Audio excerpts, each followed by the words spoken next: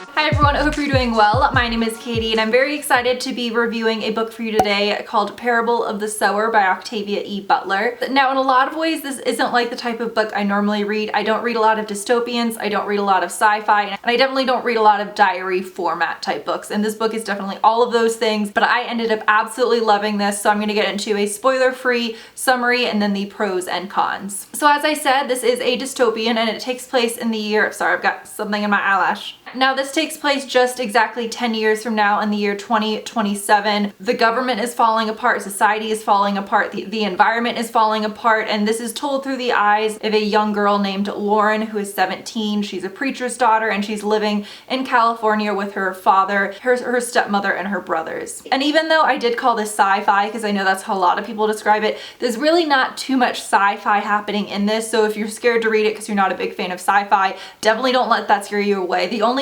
sci-fi aspect is that throughout the book we're told that Lauren has this thing called hyper empathy, where she can kind of feel the pain and pleasure of people around her, which as you can imagine, being able to feel others' pain when the world is going to shit is not a good trait to have. So that's all I'll say in terms of the summary of the book, but I also just wanted to throw out there that if you are like 12 years old and by chance you're watching this video and you're hearing, oh, Lauren's 17, so this is definitely a young adult novel, it'll be a fun one that I can read. But no, this is definitely as adult as a book can get. It deals heavily with like rape, murder, violence, just everything you can imagine. So I did just want to throw that out there in case that's not something you're comfortable reading about. So in terms of the pros and cons, and again, no spoilers in any of this, I knew going into it that this book was going to have a lot to do with race and religion, and I thought the way the author discussed race was really fascinating. So Lauren and her family is black, and in this society, as the world has fallen apart, people have kind of started to segregate themselves. So people only really surround themselves with people who are the same race as them. Interracial marriages or relationships are kind of looked down upon and rare.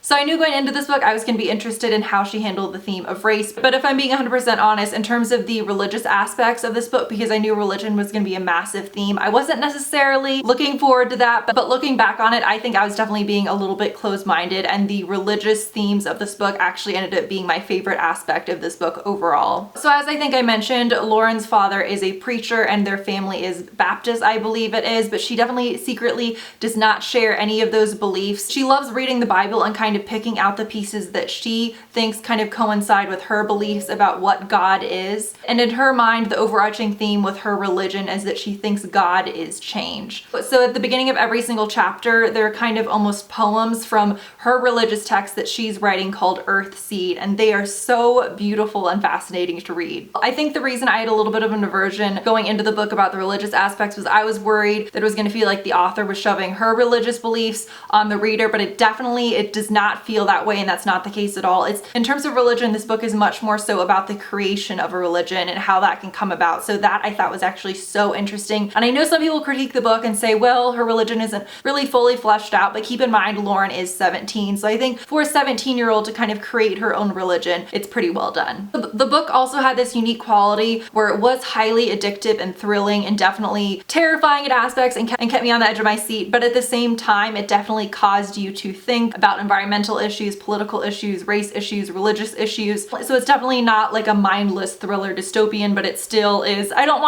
feel like fun isn't a word I should use to describe this book, but it definitely is super thrilling. I would compare reading this almost a little bit to what reading The Handmaid's Tale was like, just in the sense that the storyline and the writing itself just really made this book feel like a modern classic. So cons, I don't really have any, which is super rare for me, but I will say when I went and I was looking at reviews, one con a lot of people I saw did have when I was looking on Goodreads was they thought it took too long for the plot to get going and it was too much setup. I don't think that's actually a con of the book as much as it's a con about the short summary that's on the back of the book and the summary that's on Goodreads, Amazon, just everywhere. So I won't say what any of these summaries say online or like on the back of the book, but I would recommend if you're going to read this book, just do it based off of my review and don't read any of those summaries, because like the first line of all of these summaries give away something that happens halfway through the book, which is a major plot point. So if you read that summary in the back of the book, I at least went into the book thinking, oh, okay, so this is gonna happen to Lauren, you know, maybe 30, 50 pages into the book, but it actually doesn't happen until over halfway through. And now, again, I won't say what this big event is, but it kind of makes the first part of the book feel slow because you're like waiting for this thing to happen.